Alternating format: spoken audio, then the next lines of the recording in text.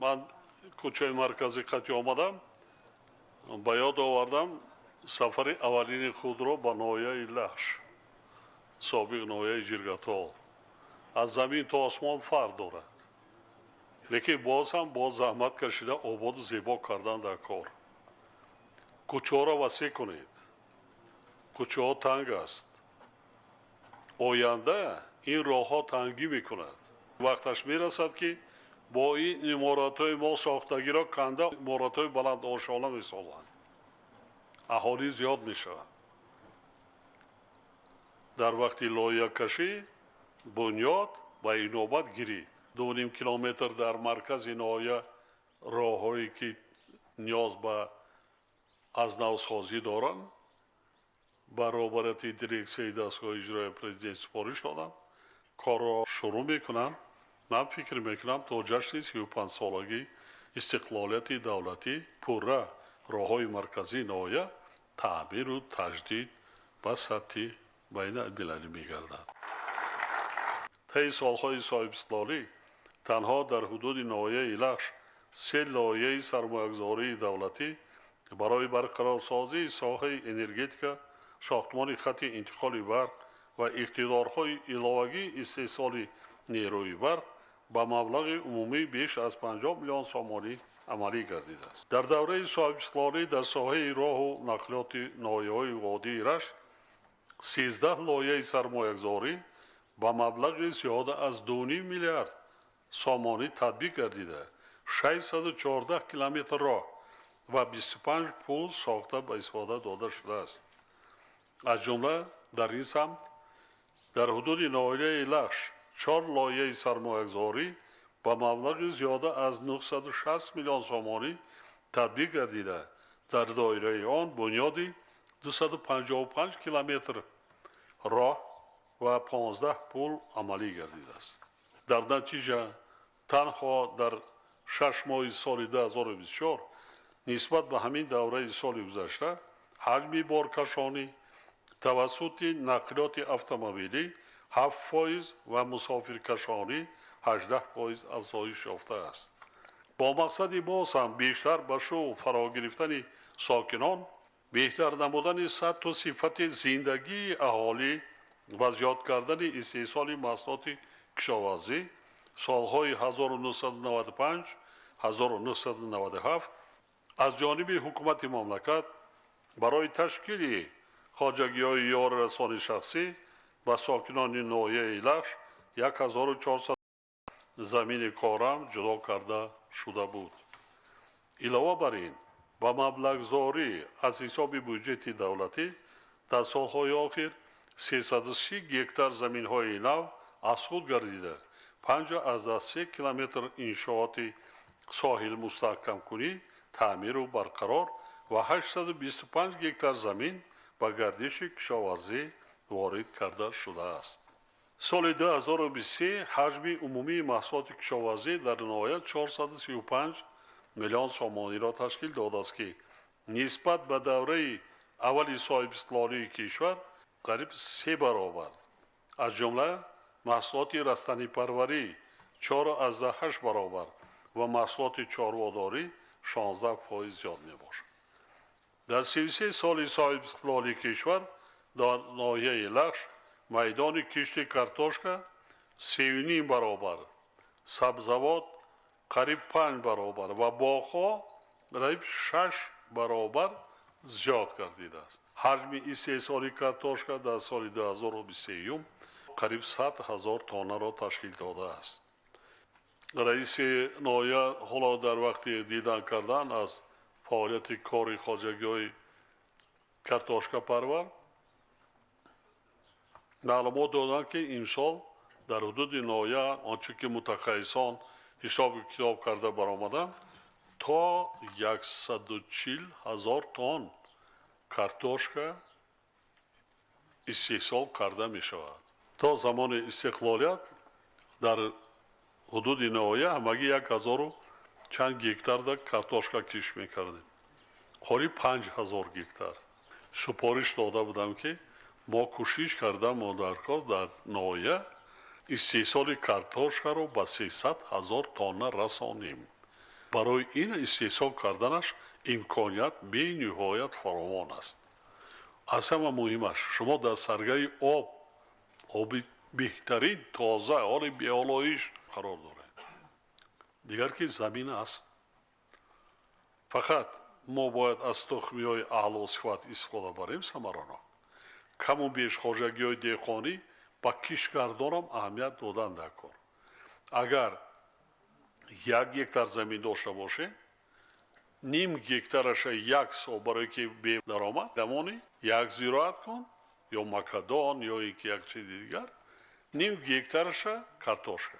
با سال دیگر نیم هکتاری کارتوشکا بوده گیره وای بکنید، هم کارتوشکا استحصال میکنید، هم زمینتون کشتکاردان میشود، حاصلناکی کارتوشکا بلند میشود. شما چاروا پرور هم هستین، عسل پرور هم هستین، باغ پرور هم هستین، میوه شهدبار، آب مصفا، زمین حاصلخیز، میوه شهدبار، اثر شما در بازار تا 100-150 سومان میره. سال به سال این چیز بالا میره.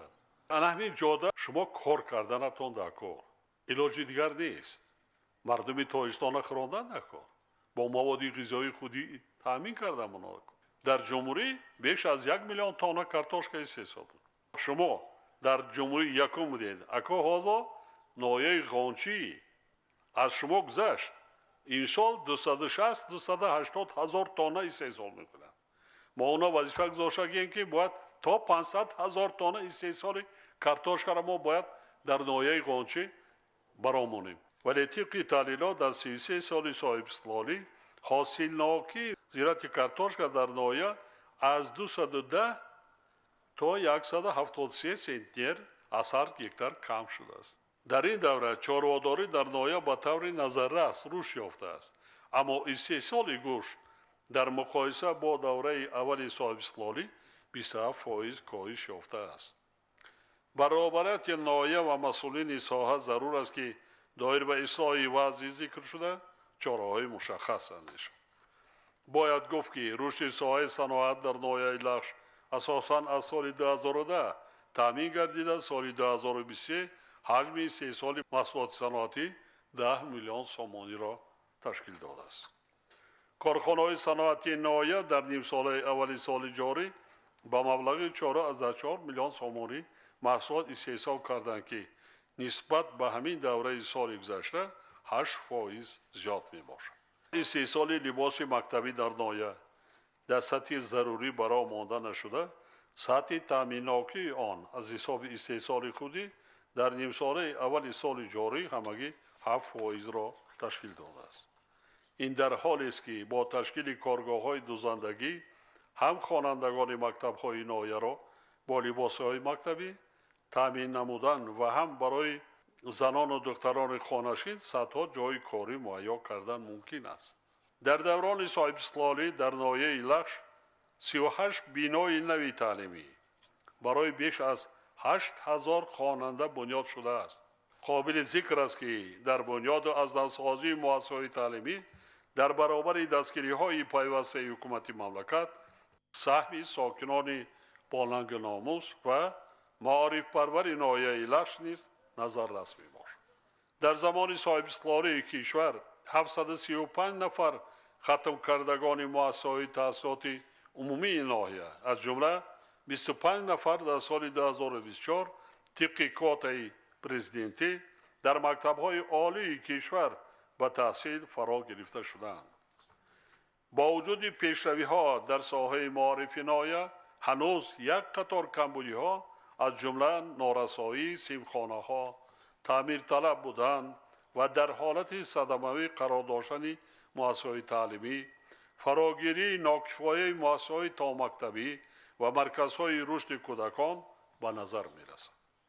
در نایه 8 مؤسسه تعلیمی تعمیر طلب بوده، 4 مؤسسه در حالت صدمه‌ای قرار دارد.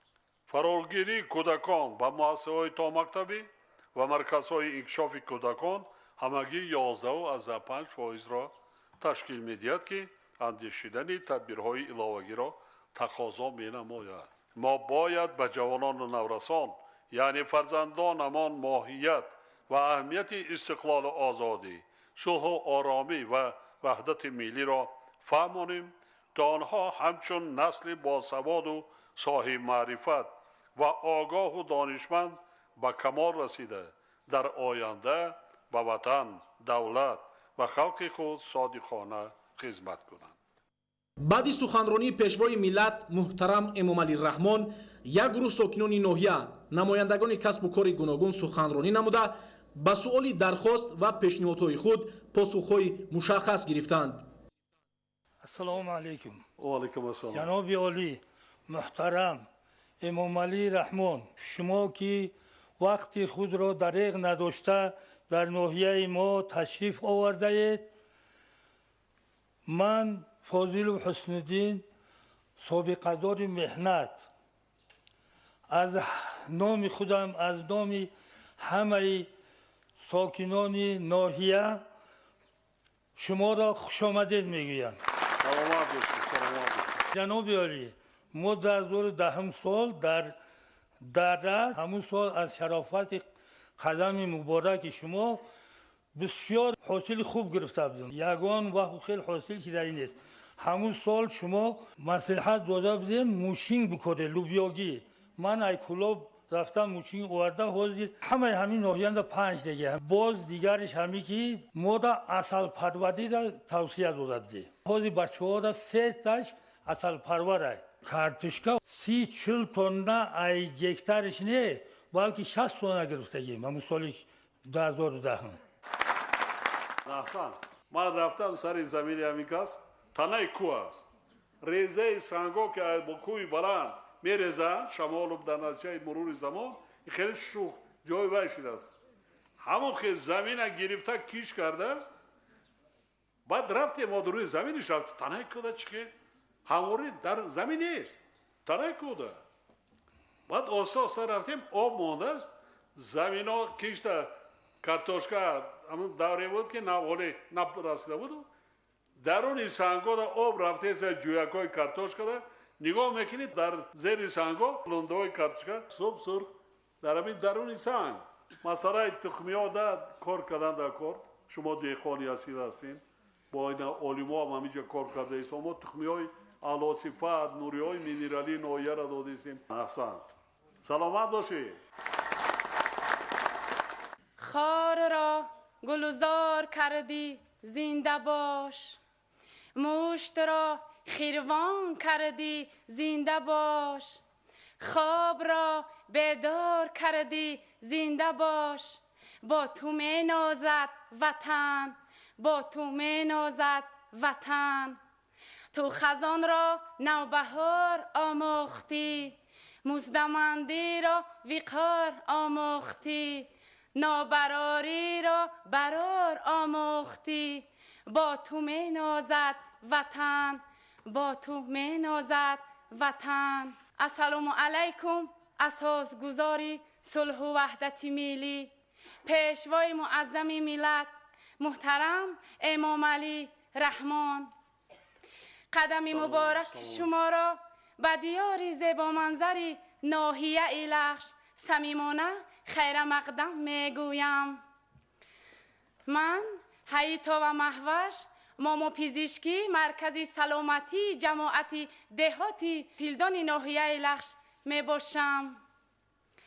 با کمال احترام شخصا از نام خود و از نام کل مادران و جوان دختران ناحیه منتدارگی به پایان خود را به شما بیان می داریم. سلامت باش. زیرا پیشروی جامعه امروزه، رشد و نموی تاجیکستان، گلگل و شکوفایی هر گوشه و کنار وطن بیش آسایمان مست با تشبث و خدمت‌های شما عملی گردیده ایستاده است. ما امروزها شکرانه از این دور و زمان آسایشته، پایداری صلح و ثبات، پایداری استقلالیت و بالاخره شکرانه از آن می نماییم که چنین راهبری غمخوار و عاقل به مثل شما داریم. محترم پیشوای معظم ملت، شما در برآمدهای خویش همیشه به مقام و منزلت بانوان ارج گذاشته تأکید می نماید که فعالیت آنها در تمام ساحه‌ها گسترده باشد. من جمله در ساحه طب این است که با دستگیری پدرانه شما محترم پیشوای معظم ملت سال 2005 طبق کوتای پرزیدنتی جمهوری تاجیکستان به دانشگاه دولتی طبی تاجیکستان به نام ابو علی ابن سینا داخل شدم. آن را سال 2011 با موفقیت ختم نموده خود همان سال در تولدخانه رقم 2 شهر دوشنبه به حیث دکتر زنانه به کار آغاز گردیدم. همزمان تحصیلم را در اینترناتورا ادامه دادم. سال 2012 با موفقیت به انجام رسانیدم. از سال 2013 تا این جانب به حیث دکتر زنانه در مرکز سلامتی جماعت دهات پیلدان خدمت طبی رسانیده ایستاده‌ام. اساسگزار صلح و وحدت ملی، پیشوای معظم ملت، ما جوان دختران ناحیه لخش جواباً به همه دستگیری و غمخواری های شما سعی و تلاش ورزیده با عملهای وطن دوستانه خود اثبات می نماییم و با شما بودنمان را با یک حس بلندی مسئولیت وعده می دهیم. سلامت باشه. وقتی در محلات در همون حدود دیهای کلان 8 کات، 10 کات، 12 کات، 5 کات محلات تولدخانه است، تلفات مادرها کم میشه، تلفات کودک کم میشه. هر کس کسالخانه نوعی آمده نمیتوند از 30-40 کیلومتر خراجات کرده. در جمهوری 65% کارمندان ساحه تندرستی بانوا هستند. 71% در ساحه معارف. خانه و در تازه داشته باشه، جای خواب کرپه و کرپچه تازه داشته باشه، فرزندات سر و لباس درست کن، طعامای با صفت کن، خانانان تربیه کن، متخصص شوند. آینده کلانساری در خار و زار نمیشه، محتاج به کسی نمیشه. اگر تربیه نکردی اویله دارش کردی کجا میرود؟ پیش کی میرود؟ گوشت ما پیش کی میرود؟ پیش پدر و مادر. محترم پیشوای معظم ملت، من از فرصت مناسب استفاده نموده از زبان صمیمانه مادرم که بسیار میخواستند درود پیام مادرانش رو برایتان رسانم. سلامت باش. شد سلام باش. منور از خدوم دوستان کاشانه ام، خانه فانوس است و مهمان شمع و من پروانه ام. با دعای مادران به شما خواهان آنم که دائما صحتمند و سلامت باشد و بخت و اقبال پدرانه شما در وطن بهش آسایمان تاجیکستان پاینده باشد. سلامت باشید. حلیم باش، زبان شیرین داشته باش، کر و فرد نکن، برعکس زمینی باش، خاکسار باش. انا همون چیه در صاحبی عزت احترام میشه، دوستت میدارن. سلامت باشید. حاضرین محترم، یک جهان تشکر به همتان برای پیشوازگیری صمیمیتان.